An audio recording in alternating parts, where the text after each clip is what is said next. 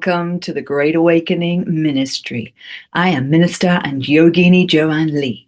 And on this week's episode 3 of the 9 Freedoms from Limitation to Liberation with the wonderful Noémi Bates from the Aetherius Society, we discuss interplanetary, Saturnian and solar existence. Noémi Bates has been a dedicated practitioner of King Yoga for over 25 years, leading workshops and King Yoga experience events at the Aetherius Temple in London, as well as regular practice sessions with the Awakening Through King Yoga International online community. She is a firm believer in the transformational power of mystic yoga breathing, mantra chanting, spiritual healing, prayer, and the practice of positive visualization and affirmation.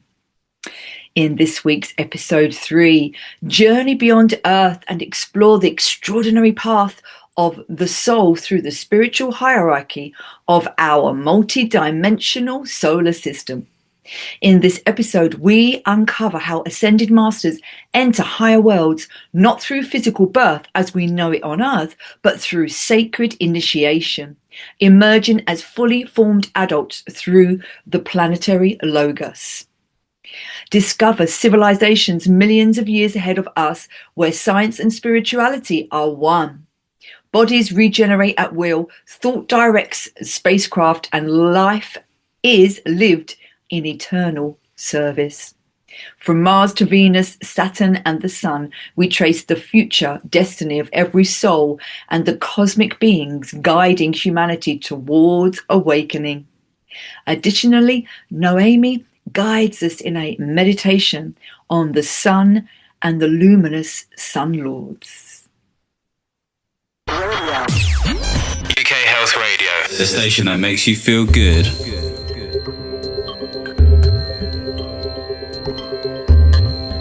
Hello, lovely Joanne. Hello, Noémi, and welcome again. You're looking so beautiful today. You too. Welcome back to the Great Awakening Show.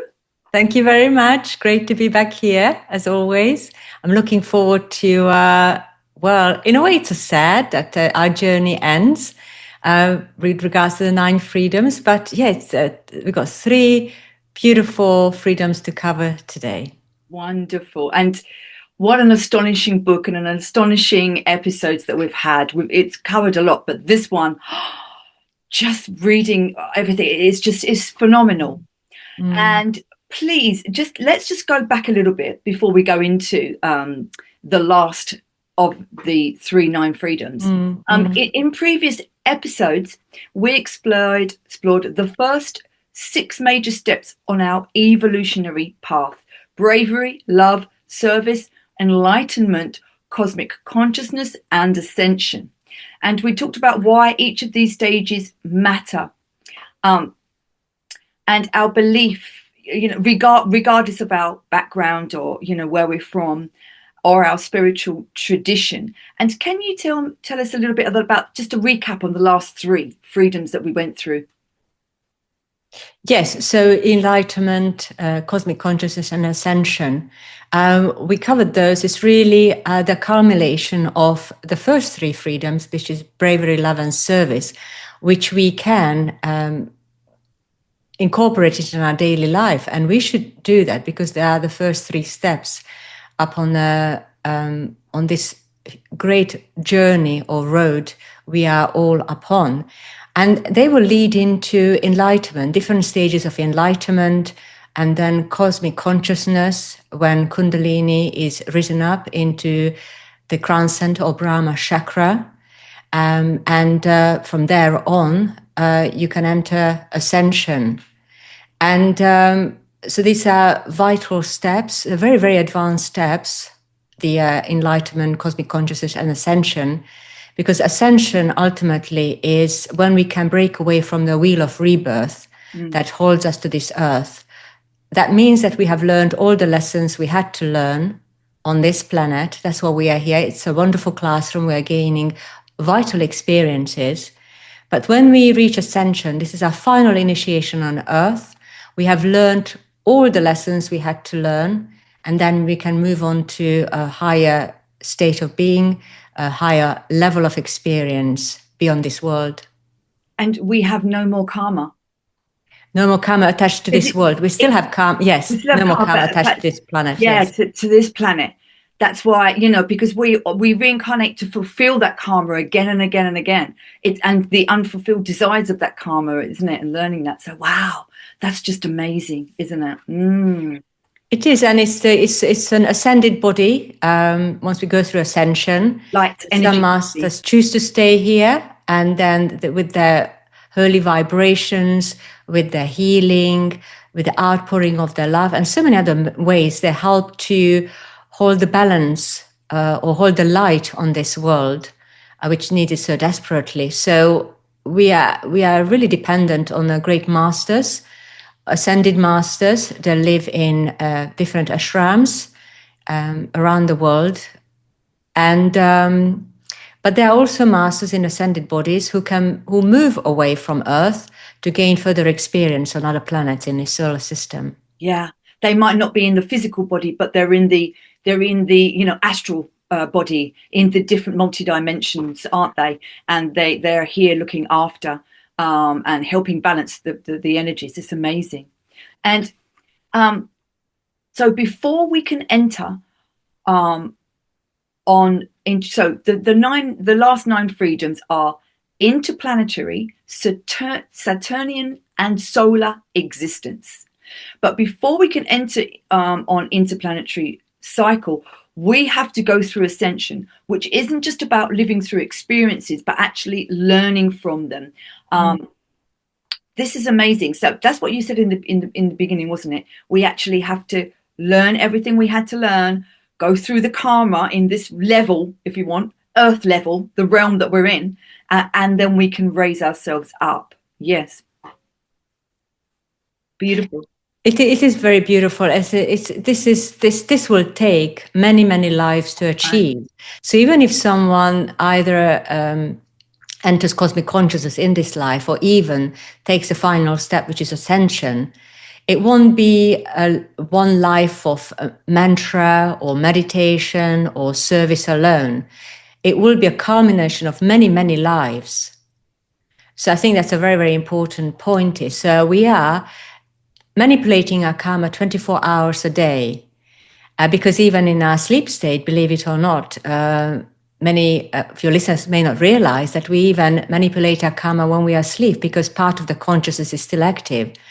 So we are the masters of our own ship. We are the masters of our own destiny. It's up to us how we live our life, what thoughts we have, how we interact with other people, because that will all accumulate either positive or negative karma, and will shape our this life and future lives to come as well.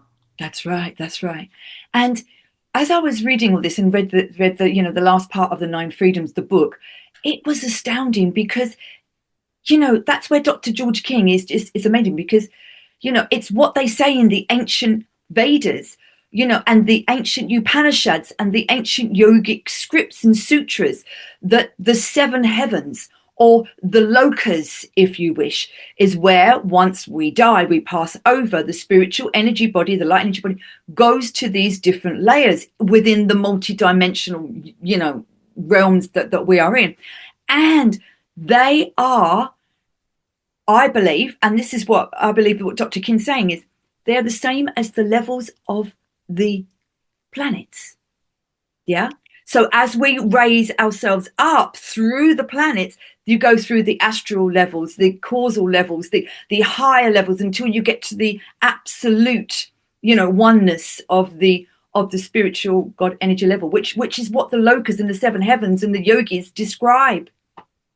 Yeah, it's very interesting, because when we pass on, when we die, we leave the physical body behind, but our consciousness, our astral bodies continue living on and experiencing.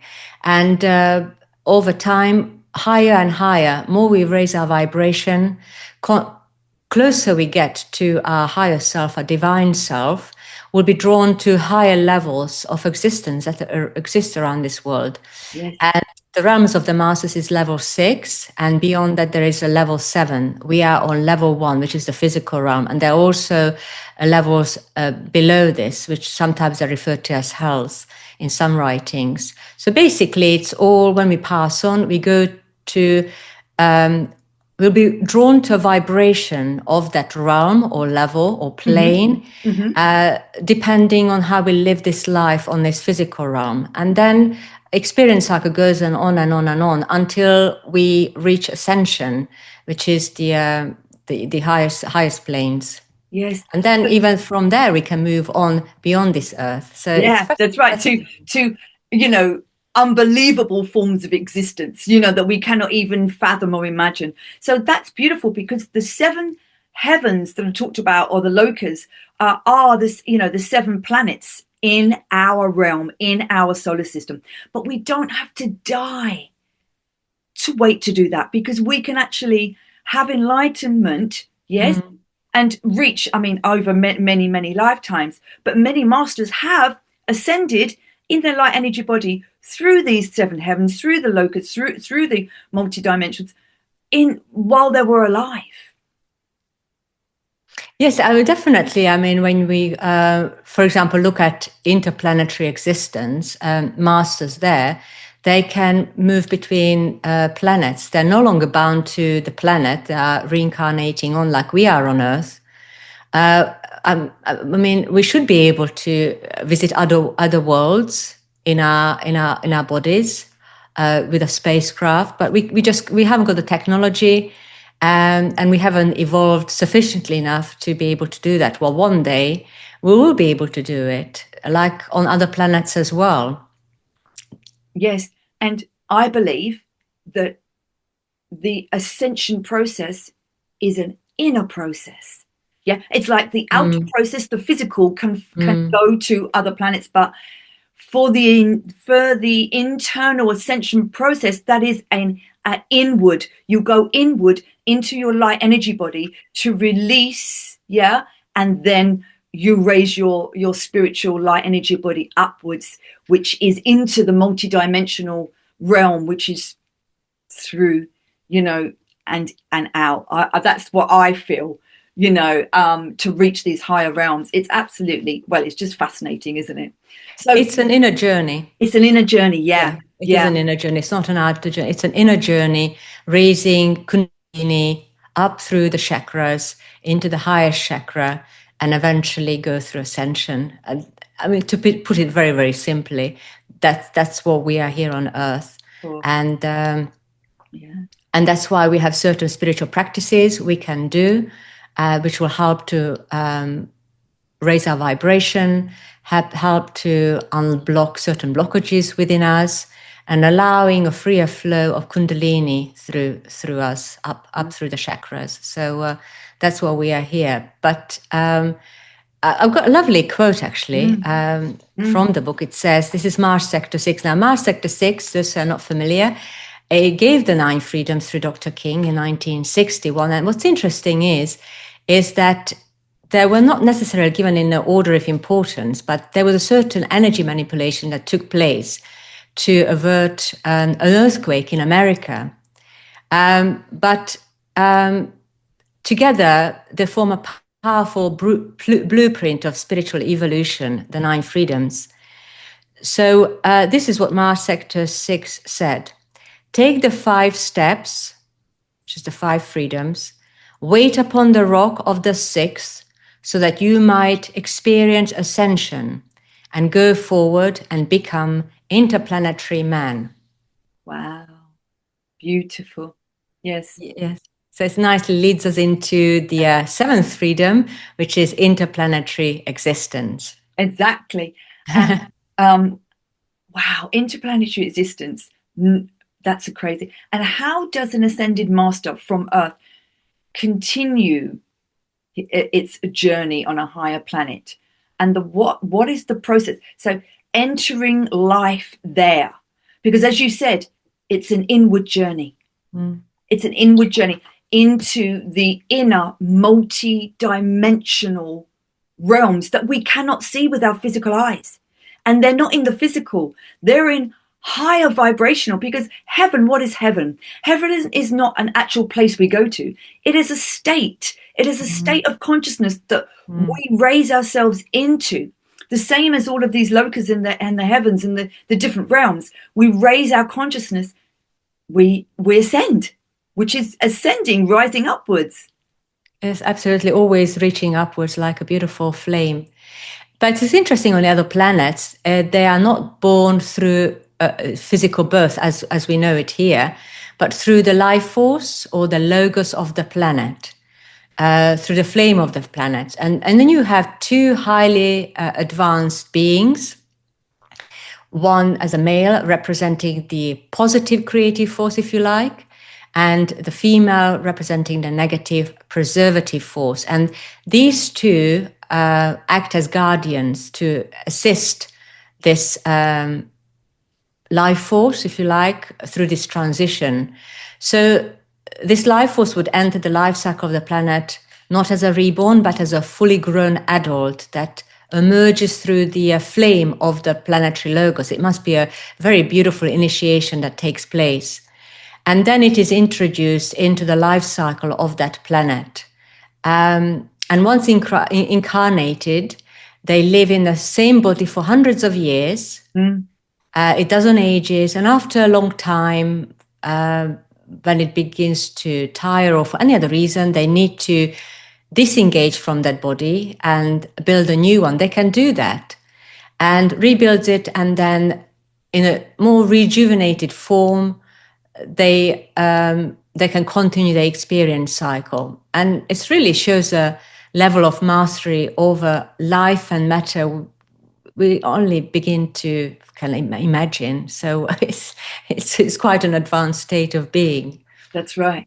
Yes, in Sri Yukteswar, who was the teacher of Yogananda, he talks about many of his books, and he came to visit Yogananda when he was in the astral realm, and he was describing it in such ways because he was such a highly evolved being. He was a master. He'd risen into the astral, which is one of the seventh heavens, one of the planetary ways, and he was just everything was the similar to Earth, but in such a more beautiful, exquisite way. And the energy, he was in his light energy body. But it's just fascinating, isn't it? It is. Dr. King had a similar experience when he was in his room. That was in London in the earlier years, and then a master from the East, from India, came through a locked door. And even the floorboards were creaking as he was walking, and gave his teaching, his message, and then he walked through a locked door. And Dr. King, after this master left, Dr. King jumped up, the door was still locked, and when he looked in a corridor, there was no one there. And that master was living in India. So it just shows the capabilities of these masters, Earth masters. But can you imagine the capabilities of interplanetary masters from other worlds? It's even greater than that. Yes, to protect their being, here, to help teach and raise our consciousness. It's so beautiful. Selflessness, isn't it? And even for an ascended master, what is it like to begin life on these higher worlds? How are they supported? I mean, it's just never ending, isn't it? It's never ending. Yes. I must say, I'm looking forward to it. to go through that experience, that must be wonderful. But even for them, is they're like stepping into a life cycle of a higher planet. It won't be an instant mastery either, because they'll be there as an inverted commas as an infant. Yes. So to rise up again in that realm, to learn everything they have to learn in that conditioning of that realm. And then, and it's really amazing what you said about the flame. It's almost like you go through the divine flame. It's like you burn off, the burning off, the phoenix rising up, the burning off of the negativity, the burning off of the last remnants from that last life experience, almost. That's an interesting way of looking at it. It must be quite extraordinary to be born through the flame of the planet itself. But they are being helped. So, I mentioned earlier, there's this male and female guide to guide the live stream or the soul through this process. They're not as parents in a physical sense we think of on Earth, but more like a spiritual custodians, spiritual mentors, and they help the newly arrival soul to grow into its potential, sometimes for thousands of years, as their understanding deepens about God and creation and the amazing heights of that advanced civilization. So they're continually learning about the environment, continually going within, and they are helped by these two male and female souls or masters, if you like. So throughout this process, so then this soul is not left on its own. Yeah, that is so beautiful for the masculine and the feminine, because Elohim, I believe, in Genesis, is plural. It's a plural word, meaning gods, the feminine and the masculine together. It's so important for us to have that. Because the divine feminine is rising at this time, for us to have balance here in this realm. But that's beautiful, because that's the truth in the next realms. They already have that, to have that, balance, because that's what we're all wanting to have that in this time. That's beautiful. I love that. Yes, exactly. They have a much greater balance there, the creative and the preservative male, female energies. It is balancing energies. Yes. So, and that's what that.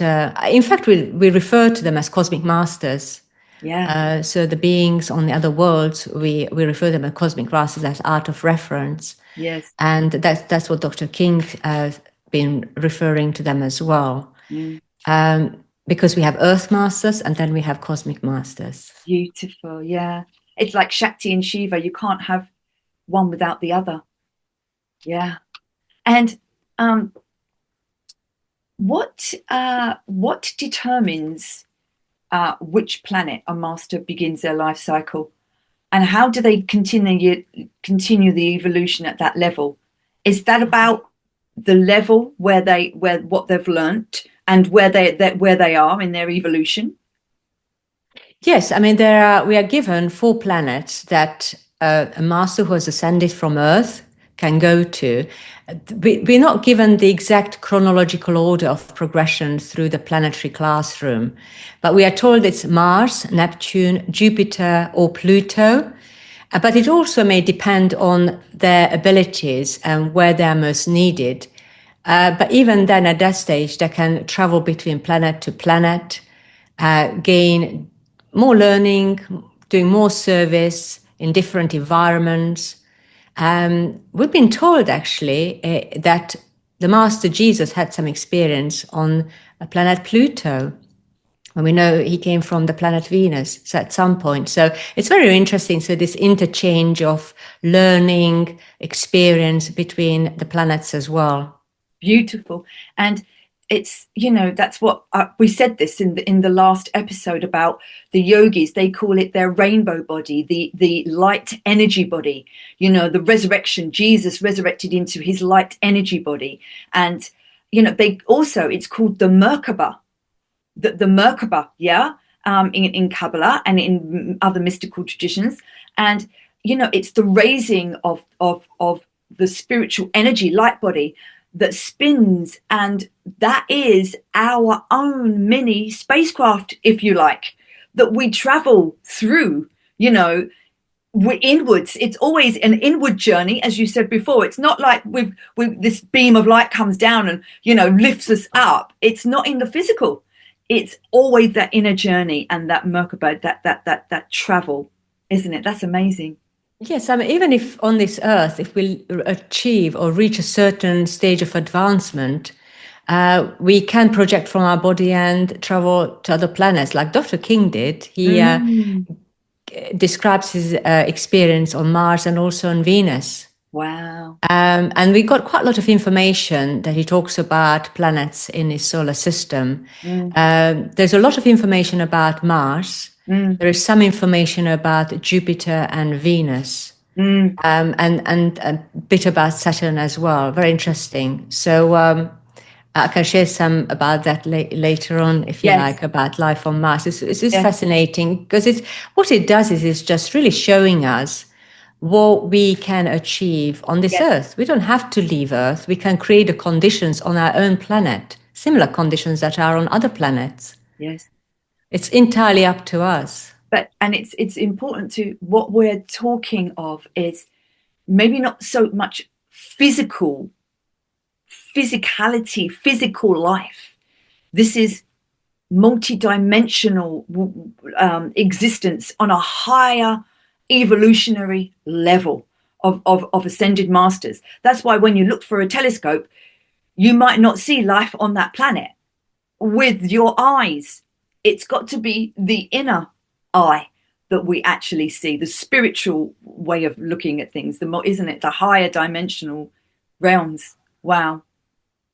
Yes, that's why when we, for example, they live on a much higher frequency of vibration on other planets. That's why we can't detect them. Yes.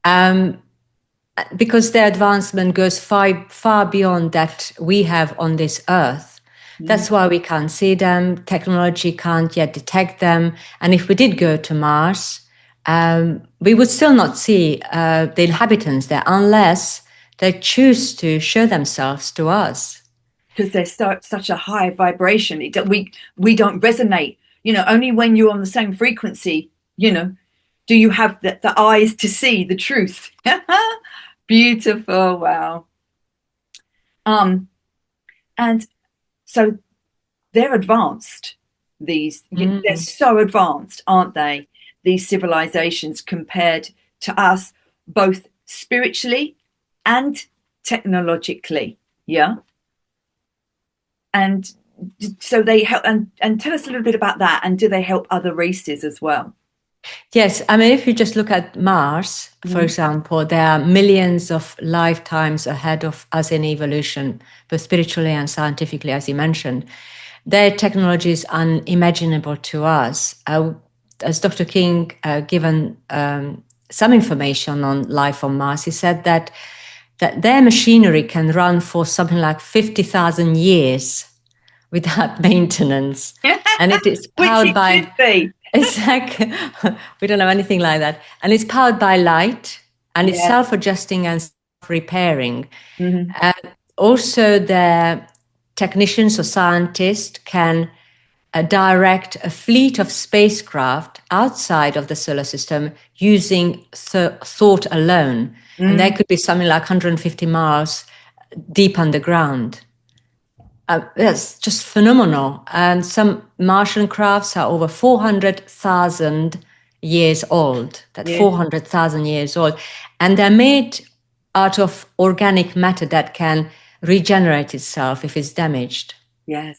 And spiritual energy. Yeah, of course. It's fantastic. Also, there is no political system on other planets, or there is no monetary system. So there is no wealth classes. And their whole existence is based on service, where science and spirituality work hand in hand. But they don't just use their own advancement for their own benefit. They also help other life streams throughout the galaxy with their technology, with their teachings. We are benefiting from it as well. For example, there's this giant spacecraft that comes into orbit of Earth, we call it satellite number 3, and it's manned by extremely advanced technicians. And what they can do is they can take the pranic energy or the universal life forces from the sun and manipulate it through the large crystals aboard the spacecraft, and in that potentized form is made available to humanity. So if anyone is engaged in unselfish action, in healing, meditation, any spiritual and selfish action, any humanitarian work and so forth, their actions are percentage 3,000 times during every time this large spacecraft is in orbit of Earth. And it comes into orbit on Tuesday midnight, so 4th of November until 10th of December. Wow. And you really notice the difference because if you're used to tuning into spiritual energy, you will definitely notice the difference. It's so much more tangible. Yes. And your prayers will be more powerful. And you'll be able to also manipulate your karma that much more because we have given this fantastic karmic opportunity.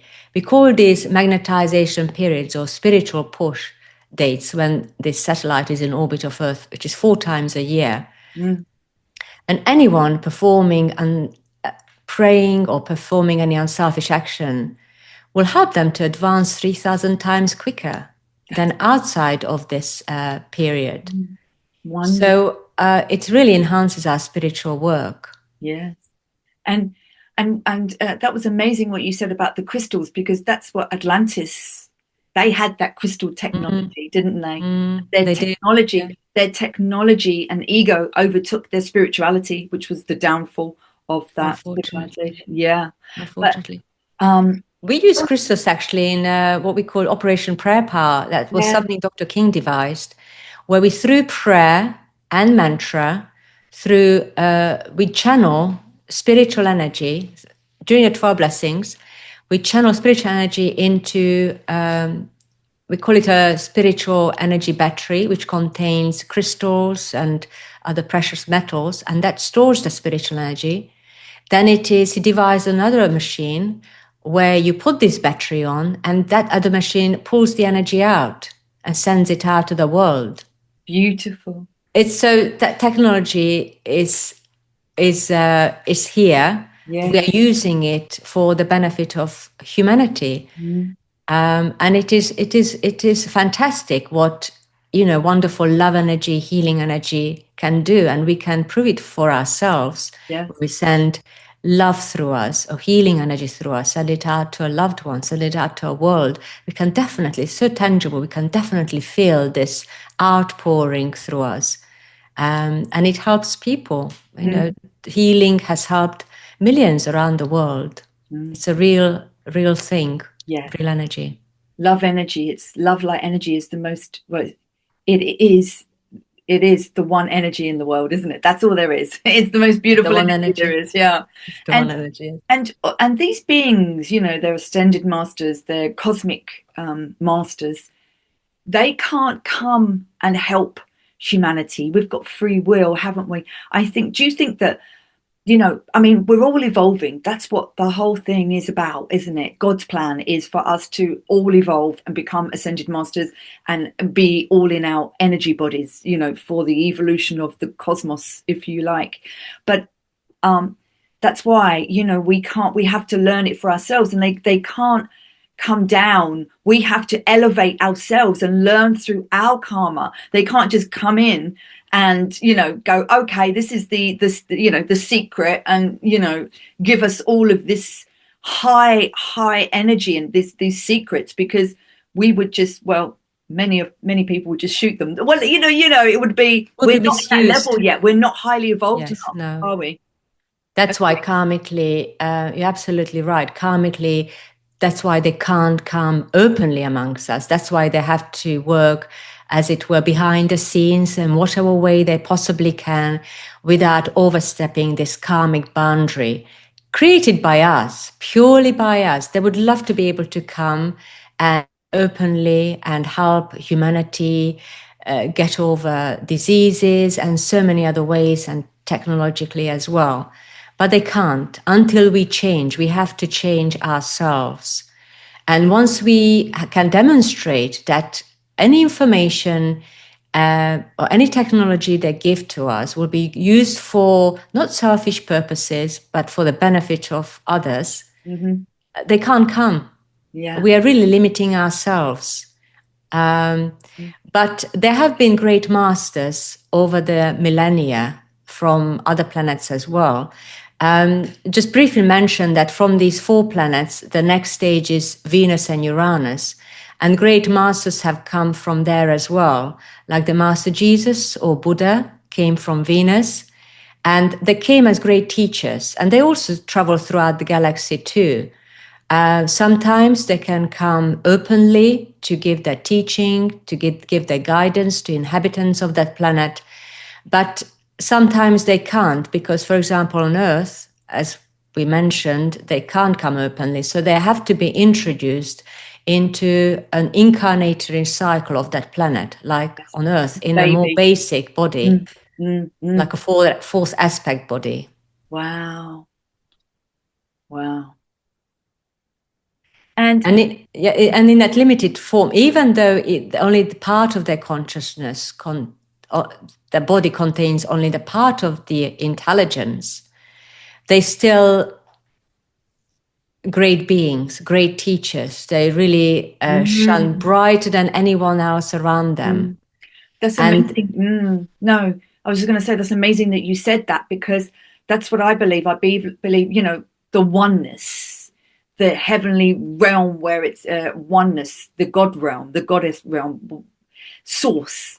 That is where we are all. The majority of our soul consciousness is there, and we are just a tiny little spark of that soul consciousness, of that oneness, projected, the divine flame projected into this body, into this physical, you know, flesh body. So, but it's only a part of us. That's why we say our higher self is always in the oneness, is always the most knowledgeable. That's part of God. You know, and that little bit of the flame is projected down here to experience this duality. At this yes, time. I mean, yes, absolutely. For example, in talking about the lower aspect body of a cosmic master, like a fourth aspect, it's really a very, very basic one. They also have, if we, for example, look at Mars, they have their highest part of their consciousness in their primary aspect, which is on the etheric realms of their planet, and with its twin soul. So you have this opposite balancing counterpart, but they are existing in a state of spiritual union and harmony. But then they also have another pair which exists in a physical body, like a secondary aspect. Again, it's a twin soul, live in physical bodies beneath the surface of the planet, in that case, Mars. But they also have another body. It's called aspect number 3, which is their traveling body. So, for example, if a cosmic master wanted to visit Earth in a spacecraft, let's say, they would have been coming in a third aspect body. But then if that intelligence has to be introduced into a life cycle of a planet like Earth for one incarnation or possibly 2, depending on their mission, this would be coming in a fourth aspect body. And what's interesting about that is that the fourth aspect master may not initially be aware of their higher aspects. So they may not know.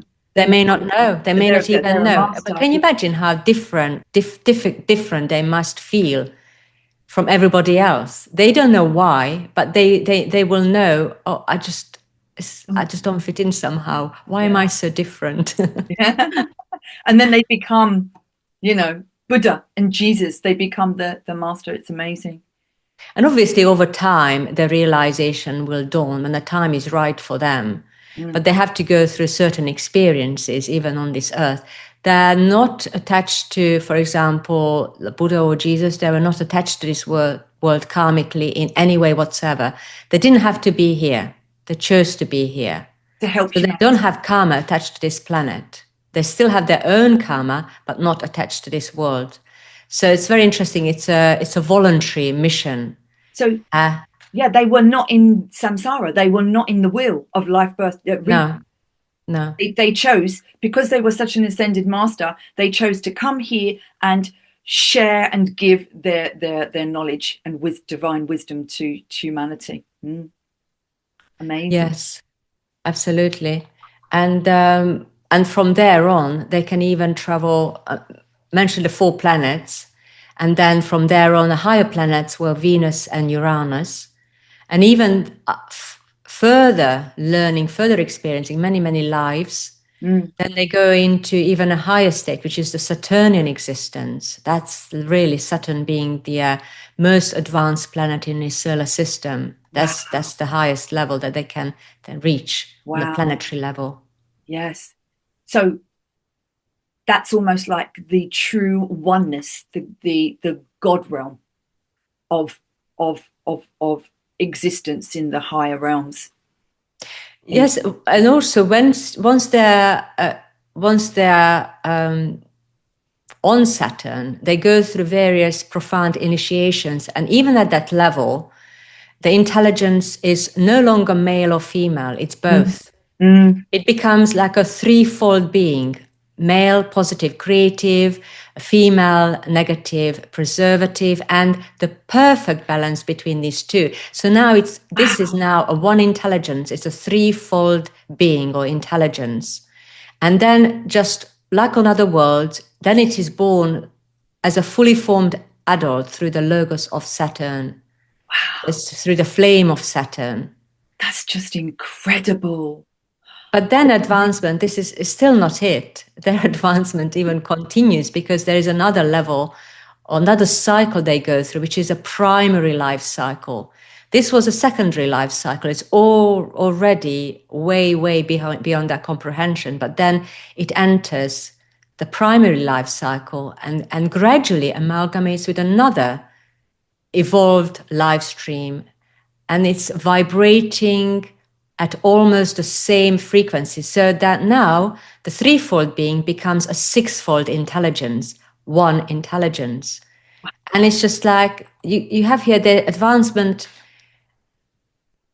It never stops. And after thousands of years on Saturn, in service, in teaching, on other planets as well, because they don't just stay on Saturn, they visit other planets as well, like Venus and so forth, to give their beautiful presence, the teaching and guidance. They prepare for an even greater initiation, and it leaves the solar system and enters a very deep state of meditation lasting 125,000 years. Wow. Our Earth years. And this is really a meditation beyond samadhi, beyond anything we know on this earth. And then it goes through other initiations as well. So it's just this, the freedoms are really giving us the glimpse, especially the latter ones, what we are, what we need, what we'll be going through. Yeah.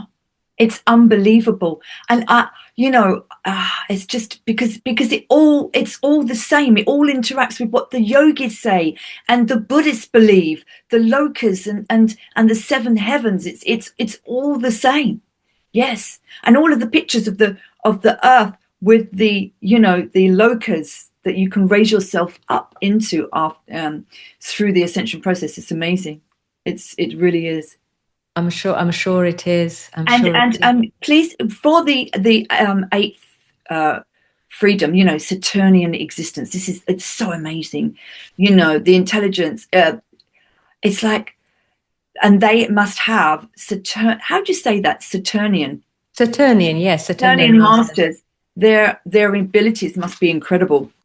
There are really. They can, for example, divide their consciousness into 1,860 parts. Now, they could send each part to a different world, not just in the solar system, but beyond, galaxy, while staying fully conscious and in control of every single one of them simultaneously. That's 1,860 parts. Now, there's also a perfect of Saturn. Now, there are even more advanced masters, if you can imagine, that can double this. They can divide their consciousness into 3,720 parts. And these are physical forms, but far more refined than ours. And this really gives us only the faintest glimpse of their power, their intelligence, and the service they can perform. Because the perfects, they wrapped in their wonderful silence for eons. Yes, of course. The in-depth, meditation that they must have. But that's amazing that you say that, because as a soul, the soul, when we're not carnated, in the other realms, is always androgynous. Sorry, I didn't say that correctly. Is masculine and feminine. Yeah, it's just the soul, and that soul. And it's amazing what you said about splitting into, because that's like parallel universes and parallel multidimensional universes, because they say that our soul can travel and be in many different realms, at the same time. But that's on the ascended master path. Yes, as you said, amazing. It is. For example, if I was, if you want to take I mean, for example, me, if I had the ability to split myself, my consciousness, into thousands of parts, I'm still here, but then I can split my consciousness into other physical bodies as well at the same time. And they could be in different parts of the galaxy. They would look different, they would do different tasks, and so forth. It's really difficult to comprehend how does it work. But this information is not for us to fully grasp it at this stage. It's just a glimpse. It's for us to think about, yes, of our soul potential and our future destiny. Yes, and it's always, once you're like an ascended master, everything you do is for the good of all. So much be. It will never be. You cannot be an ascended master while having negative egoic thoughts. It's just, you've already gone through the flame. You've already, mastered all of that. So everything, when you're splitting your soul, it's always for the good of all. You're helping, so many by doing that. It's always done in beauteous righteousness. Yes, in service to others. For example, these perfects, the holy rays, if you like, impregnate throughout all life in the solar system, us as well. And even the most basic aspect of humanity can't stop their beautiful flow. It's everywhere. Yeah. And if we are in tune, if you can tune ourselves, raise our consciousness to such a high level, to such a high vibration, then we'll more be able to benefit from their holy rays. Yeah. Of the cosmic masters, of the holy vibrations. That's why it's so important to always go within and reach upwards to a higher self, because we have a higher self as well, a higher aspect, but we have lost the contact. On the other worlds, for example, like on Mars, I said, they're aware what their other aspects are doing, but we lost that touch. So we need to find ourselves, as it were, to keep going within and reconnect with our higher self, with our intuition, with our true guide. But we can definitely do that. Yes, that's the forgetting, isn't it? The forgetting. When we're born in, we go through the veil of forgetting about our past lives and about who we were and who we've been, and it's the remembering of that, isn't it? Well, one day we will remember all that, all the past lives, all the good and the bad. And that's another initiation, you see. When we are ready, we will remember our past lives. But it's again there to teach us what we were and what we have become. And, anything bad we have done in the past, we had to learn from those. Any good we have done in the past, it helped us in our progression. So it's going to be an interesting experience. And when you go through ascension, you'll have perfect memory. Yes, of course. Beautiful. You'll remember everything. It's all in our subconscious. We can't retrieve the information yet. But we can train ourselves to gradually unlock the door to our subconscious mind, to all the information, wealth of information that's been stored there. And And not just on this physical level, but also on the other realms. Mm. The consciousness continues living. So we are making more memories, more experiences, and it's all there. Beautiful, beautiful. And the ninth freedom, this is just so incredible. Solar existence. Remember, we're not talking physically, we're talking, spiritually, metaphysically, we're talking multidimensionally, that we can never see. It's not like we're going to have our physical body on the sun. It is impossible. We're talking higher dimensions here. Many people may find, as you said, difficult. That's what I've just said. They find it difficult to imagine life on the sun. But tell us about the highest of the high, isn't it? Highest of the high. Yes. What's interesting is even if we go back to the other planets in the solar system, their bodies will be much different to our bodies. Yes. Because they have to be able to survive in their environmental conditions and so forth. So as they progress higher and higher, they go through a higher vibratory cycles and higher, and then they get to the sun. And by then they would have gone through various very deep and advanced initiations, very deep meditations, as I mentioned earlier, for thousands of years. Mm. So they're very, very extremely advanced soul by then. So we mustn't look at it from a human perspective, life on the sun, or indeed life on other planets. No. Just because we couldn't survive there doesn't mean that there is no intelligent life on the sun. So when a perfect of Saturn is ready to progress, it moves to a higher plane towards solar existence, and it goes through various initiations and deep meditations. Then comes a stage in the evolution so advanced that before its final initiation to a sun, they can divide their consciousness into thousands of forms, be it human or animal, and so forth. And they can simultaneously experience every feeling, every lesson each one of those is going through. Such a being acts only with pure and absolute purpose, guided by a complete understanding of the great law of creation, of preservation, law of God. Yes. So they're at that stage just so advanced, because that's really is, now we're not talking about a planet, we are talking about a sun. And then it is born through the flame of the logos of the sun, which is the holiest flame in the solar system. Wow. And then together as one they work and they radiate the power of their bodies, again the energies of their hearts, to all life in the solar system.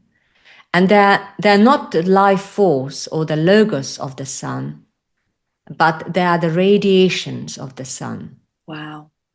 It's really beautiful. And then it goes through unimaginable levels of learning and service that now they can really serve. I mean, they could serve before, but this is really, the sun shines 24/7, does it not? So it's continuous service to others. And it reaches a point where it can unite with other beings of similar vibration, and they work as a lesser planetary lord, which means that their advancement continues until it reaches a stage when several of these exalted beings eventually merge and create a logos or a life form of a planet, like Earth or Mars or Venus. Wow. And this gives us actually better appreciation of our Earth. That is the life force of our Earth. Yeah. Where does the life force of Earth comes from? Yes, it comes from the sun. The sun is our biggest pranic energy, love light energy source. Yes. In this realm. That's why solar masters, my guru was a solar master, taking the energy, the pranic energy from the sun, and using it to liquefy, to go into every cell of our body. It's, solar energy, pranic energy healing. It's unbelievable. But I just must say, I had a vision once when I was quite young. And I went up and I looked down and I saw all the planets. And then I realized that if we raise ourselves into the ascension process and you go higher and higher and higher and higher, and just as you said, become the sun lords, then we can create our own world and be the gods of that. And that's what you just said. And I've just had that vision all my life. And I was just like, oh my goodness, you've just like made that vision real to me, you know. That's lovely. That's lovely. Yeah. But that's where the planets came from. Our body is solidified sunlight. That's right. The planets are solidified sunlight, not the life force or not our spirit, as not pranic energy. But even our soul is prana, universe, solidified sunlight. Everything we see around us came from the sun. That's right. And it's now with that understanding, we just look at life so differently. And it's always good to be grateful to the sun because it shines 24/7. Even in the middle of the night, we are benefiting from the holy vibrations of the sun.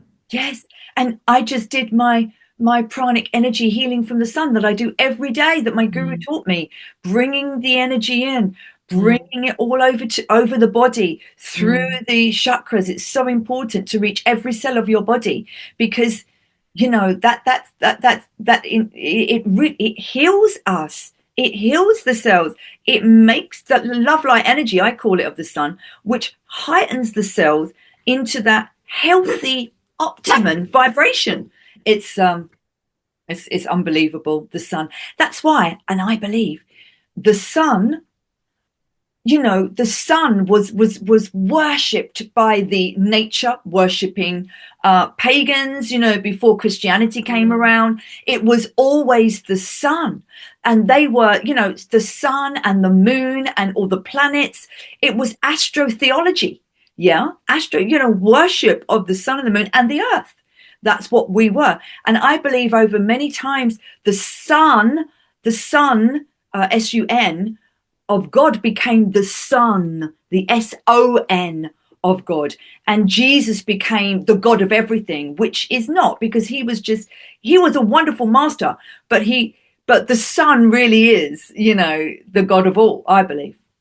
It's the nearest thing to God in our concept is the sun. That's right. Because that's where life came from, and the planets came from the sun. And when they go through their cycle, they will go back to the sun again. And even the planets go through cycles too, which is very interesting. But they've got their own karma. They have their own karma as well because they have their own chakras.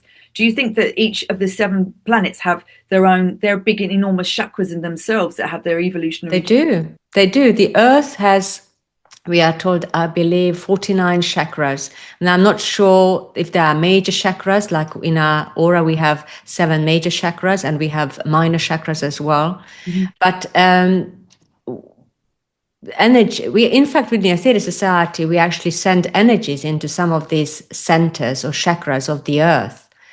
As a thankfulness to the Earth, as a repayment for the debt we owe to the Mother Earth. Mm-hmm. And it's a mission called Operation Sunbeam, something that Dr. King devised, because he recognized that humanity's been treating the Earth so horribly over the millennia, not just this civilization, but previous civilizations as well, over the millennia. And she just keeps giving and giving and giving, instead of really manifesting her true being, her true potential, like the other planets in the solar system.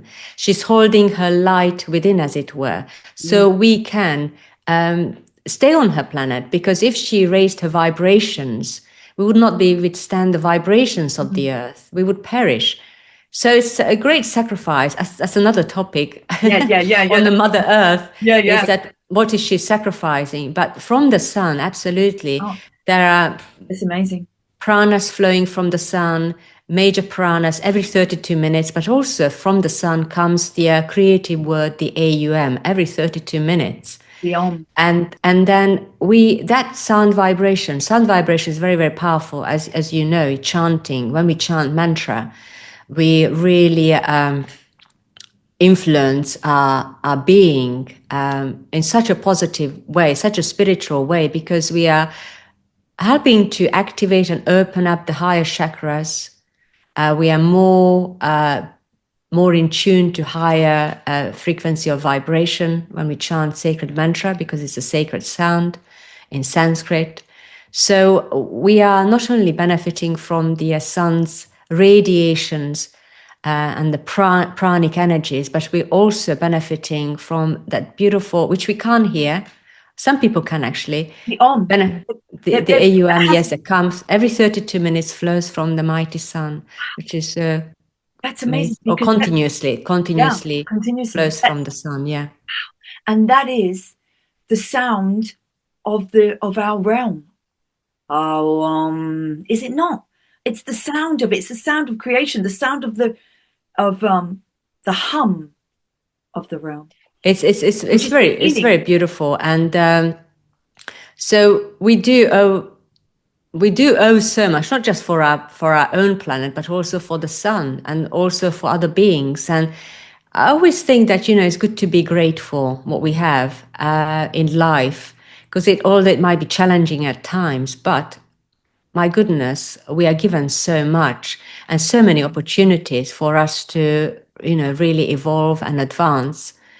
And the sun gives us endlessly and selflessly all the time. So, and through those gifts will help us to awaken to our true potential. Yes. This is unbelievable. What, it's almost like you've given me the, the missing part, because it all comes from the sun.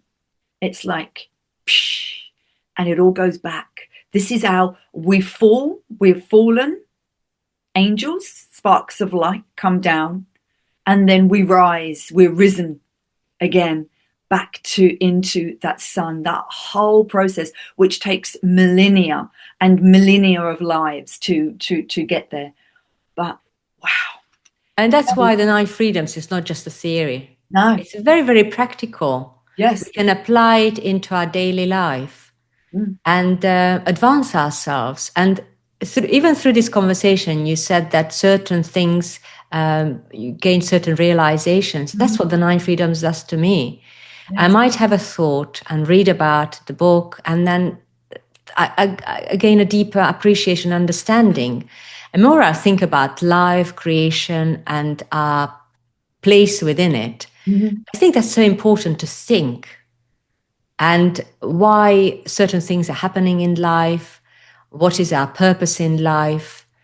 But when we're thinking, we keep going within ourselves as well, don't we? And that's why it's so important from time to time to switch off the television, look at some holy text like the 9 freedoms, and it will really give us the guide, the answers that we are looking for.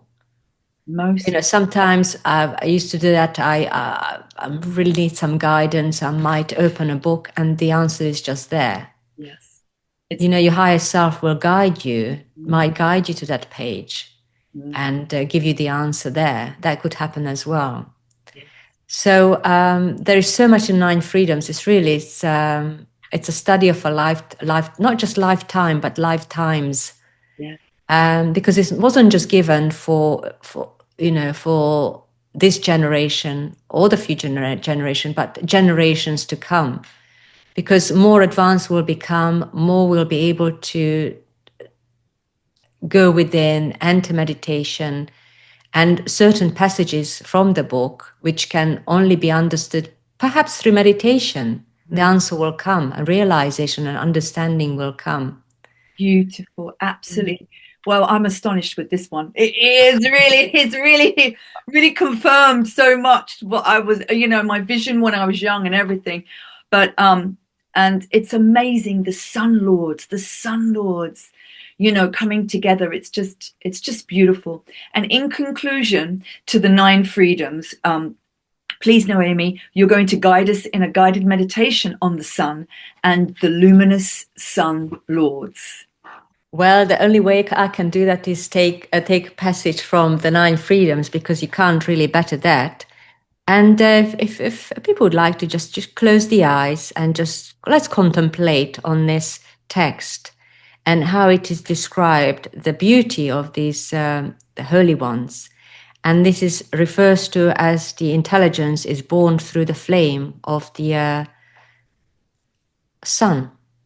It says, then it is born through the most sacred, holy flame in the solar system, a flame greater than anything individual, a flame which is all collective, all powerful, all radiant, a flame which is creative, for it is the flame of the solar logos.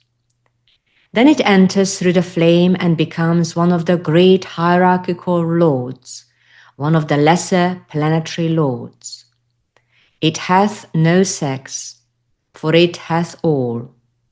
It can control mind and matter within 49 dimensions. It loses even what individuality it had by entering a state of galactic consciousness.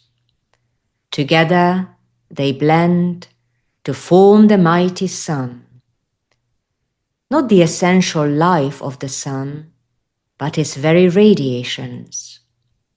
This is total freedom as far as this solar system is concerned, because it is, for some extent, greater limitation than any that can realize. Together as the one they work, radiating power and energy to all life streams in the solar system, radiating the very power of their bodies, the very energy of their hearts.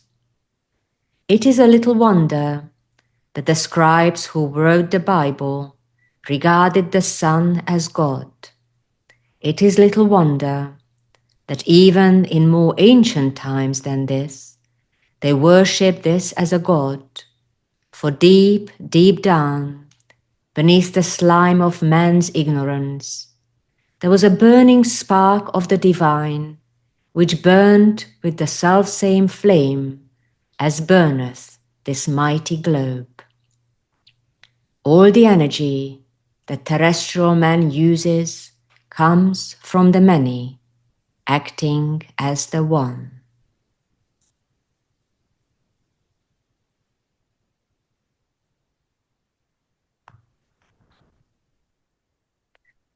So that's the beautiful solar lords, and there is a beautiful description. Fortunately, we are short of time, but there's a beautiful description of the sun itself in the 12 blessings, which you've spoke about with Chrissy, I believe, and it really goes even deeper into the beauty of the mighty sun itself. But as far the 9 freedoms are concerned, the beautiful solar lords, if we look at the sun next time, let's just imagine it as a living bowl of life itself, and on that sun, there are great beings, solar lords, who are radiating their energies. So when we feel the energy of the sun on us, let's think of these beautiful solar lords.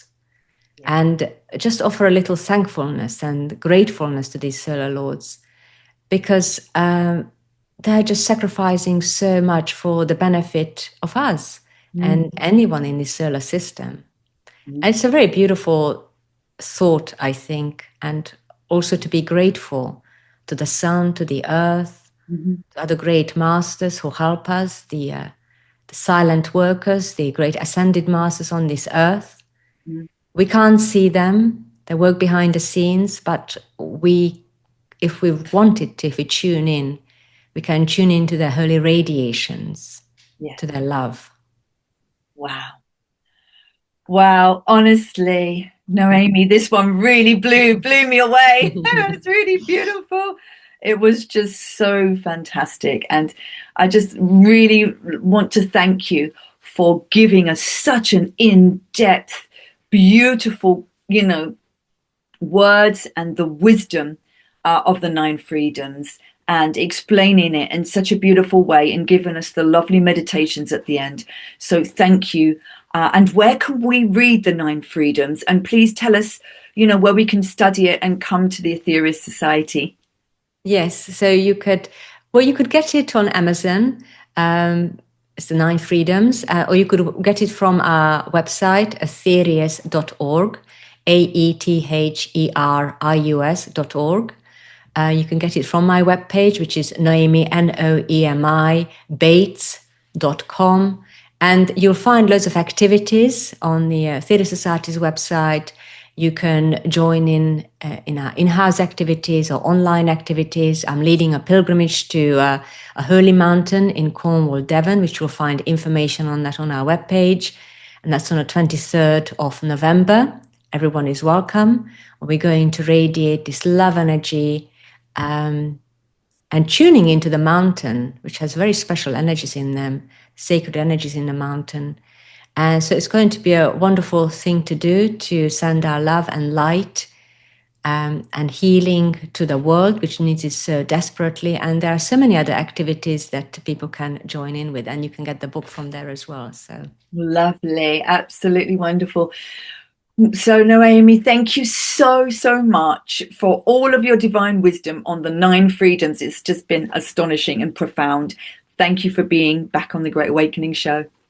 Well, thank you very much for inviting me back, and God bless you and everyone else.